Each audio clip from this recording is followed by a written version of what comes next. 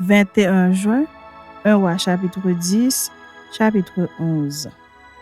La reine de Séba apprit la renommée que possédait Salomon à la gloire de l'Éternel et elle vint pour l'éprouver par des énigmes. Elle arriva à Jérusalem avec une suite fort nombreuse et avec des chameaux portant des aromates, de l'or en très grande quantité et des pierres précieuses. Elle se rendit auprès de Salomon et elle lui dit tout ce qu'elle avait dans le cœur. Salomon répondit à toutes ces questions et il n'y eut rien que le roi ne sût lui expliquer. La reine de Séba vit toute la sagesse de Salomon et la maison qu'il avait bâtie, et les mets de sa table, et la demeure de ses serviteurs, et les fonctions et les servantes de ceux qui le servaient, et ses échansons et ses holocaustes qu'il offrait dans la maison de l'Éternel. Hors d'elle-même, elle dit au roi, « C'était donc vrai ce que j'ai appris dans mon pays au sujet de ta position et de ta sagesse. Je ne le croyais pas avant d'être venu et d'avoir vu de mes yeux. Et voici, on ne m'en a pas dit la moitié. Tu as plus de sagesse et de prospérité que la renommée ne me l'a fait connaître. Heureux tes gens, heureux tes serviteurs qui sont continuellement devant toi, qui entendent ta sagesse. Béni soit l'Éternel ton Dieu qui t'a accordé la faveur de te placer sur le trône d'Israël. C'est parce que l'Éternel aime toujours Israël qu'il t'a établi roi pour que tu fasses droit et justice. » Elle donna au roi 120 talents d'or, une très grande quantité d'aromates et des pierres précieuses. Il ne vint plus autant d'aromates que la reine de Séba en donna au roi Salomon. Les navires de Hiram qui apportèrent de l'or d'Ophir ramenèrent aussi d'Ophir une grande quantité de bois, de santal et des pierres précieuses. Le roi fit avec le bois de santal des balustrades pour la maison de l'Éternel et pour la maison du roi, et des harpes et des luttes pour les chantres. Il ne vint plus de ce bois de santal, et on n'en a plus vu jusqu'à ce jour. Le roi Salomon donna à la reine de Séba tout ce qu'elle désira, ce qu'elle demanda, et lui fit en outre des présents dignes d'un roi tel que Salomon.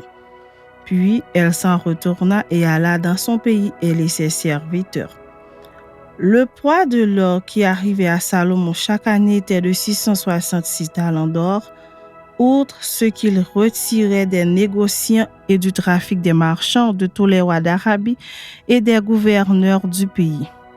Le roi Salomon fit 200 grands boucliers d'or battus, pour chacun desquels il employa 600 cycles d'or, et 300 autres boucliers d'or battus, pour chacun desquels il employa 3 mines d'or, et le roi les mit dans la maison de la forêt du Liban. Le roi fit un grand trône d'ivoire et le couvrit d'or pur. Ce trône avait 6 degrés et la partie supérieure en était arrondie par derrière. Il y avait des bras de chaque côté du siège. 2 lions étaient près des bras et 12 lions sur les 6 degrés de part et d'autre. Il ne s'est rien fait de pareil pour aucun royaume. Toutes les coupes du roi Salomon étaient d'or et toute la vaisselle de la maison de la forêt du Liban était d'or pur. Rien n'était d'argent. On n'en faisait aucun cas du temps de Salomon, car le roi avait en mer des navires de Tarsis avec ceux de Hiram, et tous les 3 ans arrivaient les navires de Tarsis apportant de l'or et de l'argent, de l'ivoire, des singes et des parons. Le roi Salomon fut plus grand que tous les rois de la terre par les richesses et par la sagesse. Tout le monde cherchait à voir Salomon pour entendre la sagesse que Dieu avait mise dans son cœur. Et chacun apportait son présent, des objets d'argent et des objets d'or, des vêtements, des armes, des aromates, des chevaux et des mulets. Et il en était ainsi chaque année. Salomon rassembla des chars et de la cavalerie. Il avait 1400 chars et 12 000 cavaliers qu'il plaça dans les villes où il tenait ses chars et à Jérusalem près du roi. Le roi rendit l'argent aussi commun à Jérusalem que les pierres, et les cèdres aussi nombreux que les sycomores qui croissent dans la plaine. C'était de l'Égypte que Salomon tirait ses chevaux. Une caravane de marchands du roi les allait chercher par troupes à un prix fixe. Un char montait et sortait d'Égypte pour 600 cycles d'argent et un cheval pour 150 cycles. Ils en amenaient de même avec eux pour tous les rois des Essiens et pour les rois de Syrie. Chapitre 11. Le roi Salomon aima beaucoup de femmes étrangères outre la fille de Pharaon.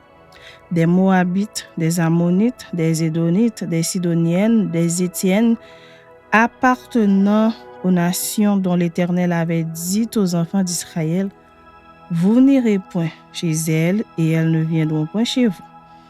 Elles tourneraient certainement vos cœurs du côté de leur Dieu. » Ce fut à ces nations que s'attacha Salomon, entraîné par l'amour.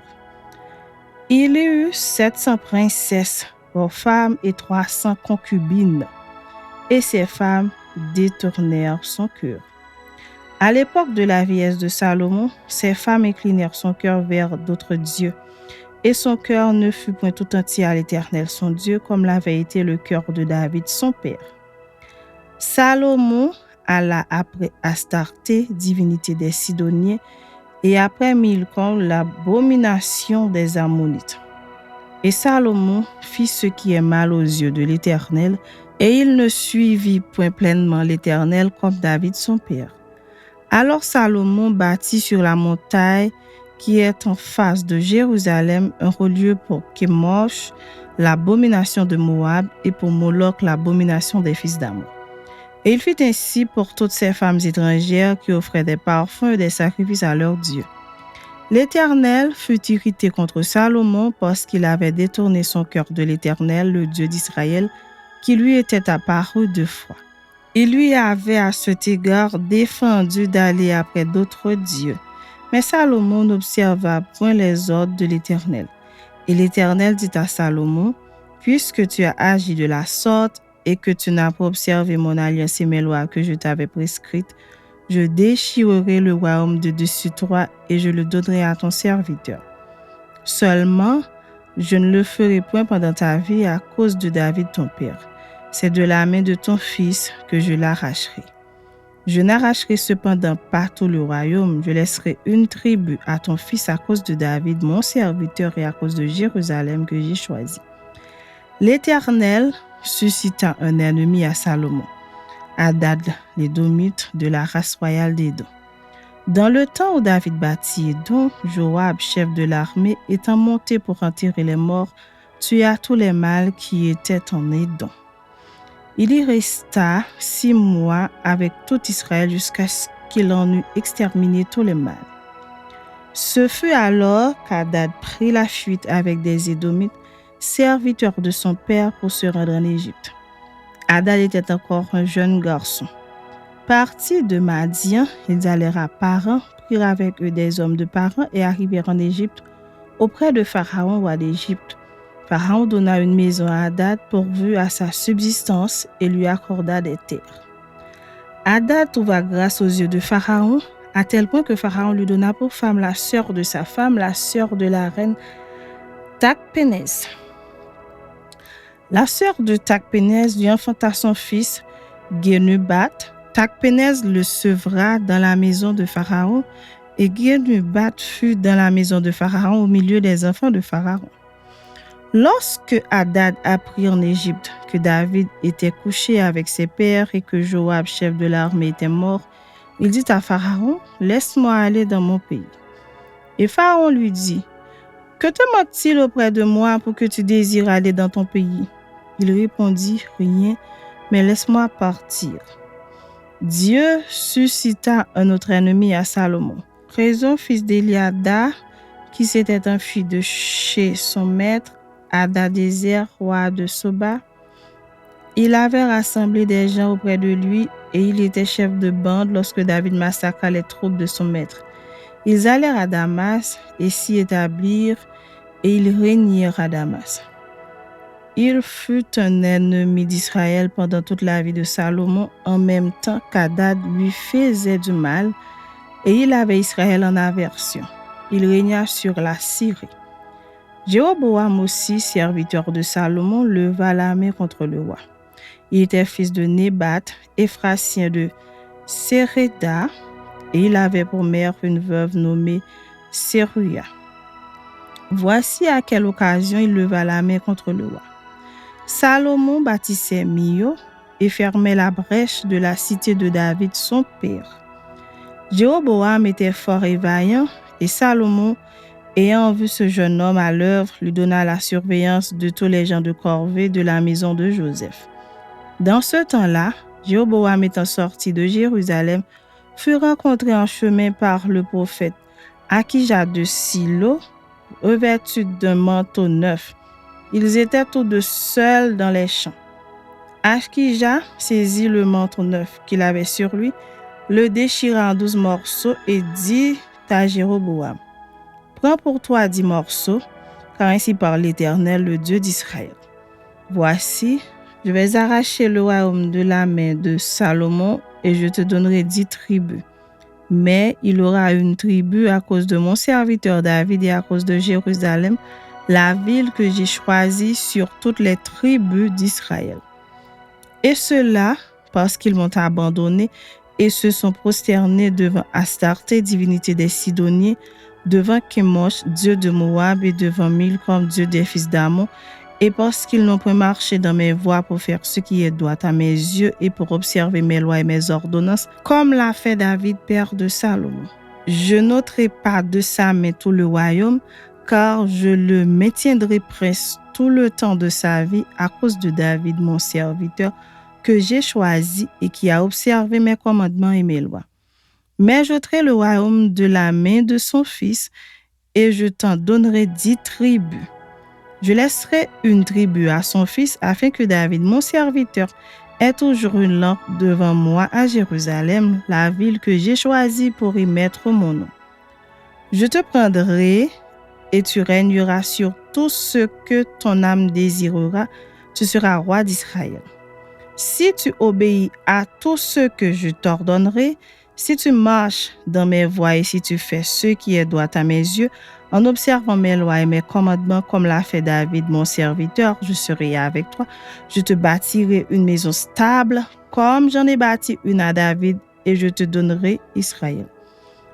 J'humilierai par là la postérité de David, mais ce ne sera pas pour toujours. Salomon chercha à faire mourir Jéroboam, et Jéroboam se leva et s'enfuit en Égypte auprès de Shishak, roi d'Égypte. Il demeura en Égypte jusqu'à la mort de Salomon. Le reste des actions de Salomon, tout ce qu'il a fait et sa sagesse, cela n'est-il pas écrit dans le livre des actes de Salomon? Salomon régna 40 ans à Jérusalem sur tout Israël. Puis Salomon se coucha avec ses pères et il fut enterré dans la ville de David, son père. Roboam, son fils, régna à sa place. 2 Chroniques, chapitre 9. La reine de Séba apprit la renommée de Salomon et elle vint à Jérusalem pour l'éprouver par des énigmes. Elle avait une suite fort nombreuse et des chameaux portant des aromates, de l'or en grande quantité et des pierres précieuses. Elle se rendit auprès de Salomon et elle lui dit tout ce qu'elle avait dans le cœur. Salomon répondit à toutes ses questions et il n'y eut rien que Salomon ne sut lui expliquer. La reine de Séba vit la sagesse de Salomon et la maison qu'il avait bâtie, et les mets de sa table et la demeure de ses serviteurs et les fonctions et les vêtements de ceux qui le servaient, et ses échansons et leurs vêtements et les degrés par lesquels on montait à la maison de l'Éternel. Hors d'elle-même, elle dit au roi, « C'était donc vrai ce que j'ai appris dans mon pays au sujet de ta position et de ta sagesse. Je ne croyais pas ce qu'on en disait avant d'être venu et d'avoir vu de mes yeux, et voici, on ne m'a pas raconté la moitié de la grandeur de ta sagesse. Tu surpasses ce que la renommée m'a fait connaître. Heureux tes gens, heureux tes serviteurs qui sont continuellement devant toi et qui entendent ta sagesse. Béni soit l'Éternel, ton Dieu, qui t'a accordé la faveur de te placer sur son trône comme moi pour l'Éternel ton Dieu. C'est parce que ton Dieu aime Israël et veut le faire subsister à toujours qu'il t'a établi roi sur lui pour que tu fasses droit et justice. Elle donna au roi 120 talents d'or, une très grande quantité d'aromates et des pierres précieuses. Il n'y eut plus d'aromates tels que ceux donnés au roi Salomon par la reine de Séba. Les serviteurs de Huram et les serviteurs de Salomon qui apportèrent de l'or d'Ophir amenèrent aussi du bois de santal et des pierres précieuses. Le roi fit avec le bois de santal des escaliers pour la maison de l'Éternel et pour la maison du roi, et des harpes et des luttes pour les chantres. On n'en avait pas vu de semblable auparavant dans le pays de Juda. Le roi Salomon donna à la reine de Séba tout ce qu'elle désira, ce qu'elle demanda plus qu'elle n'avait apporté au roi. Puis elle s'en retourna et alla dans son pays, elle et ses serviteurs. Le poids de l'or qui arrivait chaque année à Salomon était de 666 talents d'or, outre ce qu'il retirait des négociants et des marchands qui en apportaient, de tous les rois d'Arabie et des gouverneurs du pays qui apportaient de l'or et de l'argent à Salomon. Le roi Salomon fit 200 grands boucliers d'or battus, pour chacun desquels il employa 600 cycles d'or battus, et 300 autres boucliers d'or battus, pour chacun desquels il employa 300 cycles d'or, et le roi les mit dans la maison de la forêt du Liban. Le roi fit un grand trône d'ivoire et le couvrit d'or pur. Ce trône avait 6 degrés et un marchepied d'or attenant au trône. Il y avait des bras de chaque côté du siège, 2 lions étaient près des bras, et 12 lions sur les 6 degrés de part et d'autre. Il ne s'est rien fait de pareil pour aucun royaume. Toutes les coupes du roi Salomon étaient d'or, et toute la vaisselle de la maison de la forêt du Liban était d'or pur. Rien n'était d'argent. On n'en faisait aucun cas du temps de Salomon, car le roi avait des navires de Tarsis naviguant avec les serviteurs de Huram, et tous les 3 ans arrivaient les navires de Tarsis apportant de l'or et de l'argent, de l'ivoire, des singes et des parons. Le roi Salomon fut plus grand que tous les rois de la terre par les richesses et par la sagesse. Tous les rois de la terre cherchaient à voir Salomon pour entendre la sagesse que Dieu avait mise dans son cœur. Et chacun d'eux apportait son présent, des objets d'argent, des objets d'or, des vêtements, des armes, des aromates, des chevaux et des mulets. Et il en était ainsi chaque année. Salomon avait 4000 crèches pour les chevaux destinés à ses chars et 12 000 cavaliers qu'il plaça dans les villes où il tenait ses chars et à Jérusalem près du roi. Il dominait sur tous les rois, depuis le fleuve jusqu'au pays des Philistins et jusqu'à la frontière d'Égypte. Le roi rendit l'argent aussi commun à Jérusalem que les pierres et les cèdres aussi nombreux que les sycomores qui croissent dans la plaine. C'était de l'Égypte et de tous les pays que l'on tirait des chevaux pour Salomon. Le reste des actions de Salomon, les premières et les dernières, cela n'est-il pas écrit dans le livre de Nathan le prophète, dans la prophétie d'Akija de Silo et dans les révélations de Gédo le prophète sur Jéroboam fils de Nébat? Salomon régna 40 ans à Jérusalem sur tout Israël. Puis Salomon se coucha avec ses pères et on l'enterra dans la ville de David son père, et Roboam son fils régna à sa place.